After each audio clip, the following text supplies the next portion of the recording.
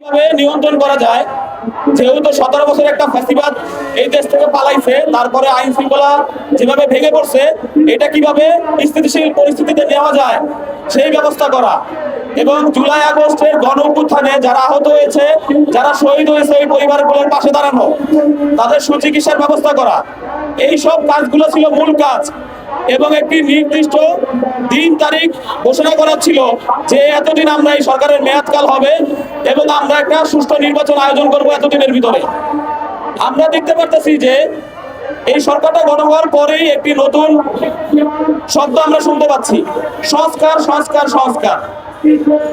মানে এমন একটা ভাবে এই শব্দটা ব্যবহার করা হচ্ছে যে এই সরকারের যারা উপদেষ্টা আছে তারা প্রতিটি আসনে 1 লাখ 1.5 লাখ ভোটের ব্যবধানে বিজয়ী হয়ে জনগণ তাদেরকে এই জায়গায় ক্ষমতায় বসাইছে।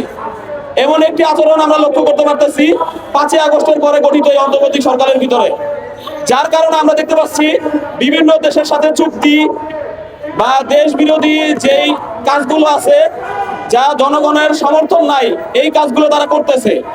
যেমন আমরা দেখতে পাচ্ছি যে নিরাপত্তা একটা উপদেষ্টা নিয়োগ দিছে, সেটাও বিদেশ থেকে, এবং এই উপদেষ্টা পরিষদের যারা আছে মানে প্রধান সবাই বিদেশে ছিল, তাদের বিদেশে ঘরবাড়ি আছে। ভাই, আমাদের কিন্তু বিদেশে ঘরবাড়ি নাই। আপনারা দেশ বিক্রি করে যাবেন, এটা আমরা হতে দেব না। আজকে আপনারা যে বন্দরের বিষয়গুলো আমরা আলোচনা করতেছি, যে বিদেশিদের হাতে বন্দর হস্তান্তর, এটা আসলে অত্যন্ত মানে নিকৃষ্ট একটি কাজ করছে এই অন্তর্বর্তীকালীন সরকার, এবং জাতির কাছে এই জুলাই আগস্টের গণ অভ্যুত্থানকে প্রশ্নবিদ্ধ করছে তাদের এই সব সিদ্ধান্তের কারণে। কারণ এই গণ অভ্যুত্থানের পরেই তারা এই ক্ষমতায় বসছে, মসনদে বসছে।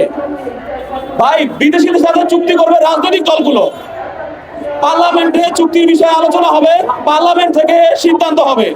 আপনি চুক্তি করার কে?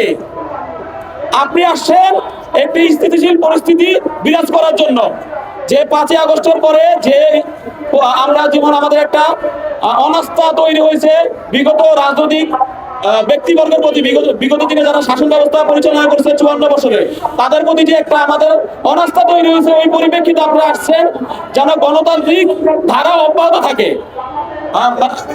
আমরা কিন্তু মার্শাল ল জারি করতে পারতো, আমাদের যে সেনাবাহিনী আছে, সেনাবাহিনী সেই মার্শাল ল জারি করে না, জরুরি অবস্থা জারি করে নাই কেন? গণতন্ত্রের প্রতি সম্মান জানিয়ে।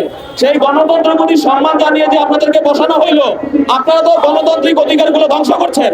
আপনারা কিসের ম্যান্ডেটে এই বিদেশি চুক্তিগুলো করতেছেন? আমার এটা প্রশ্ন, জাতির কাছে প্রশ্ন, আপনাদের কাছে প্রশ্ন।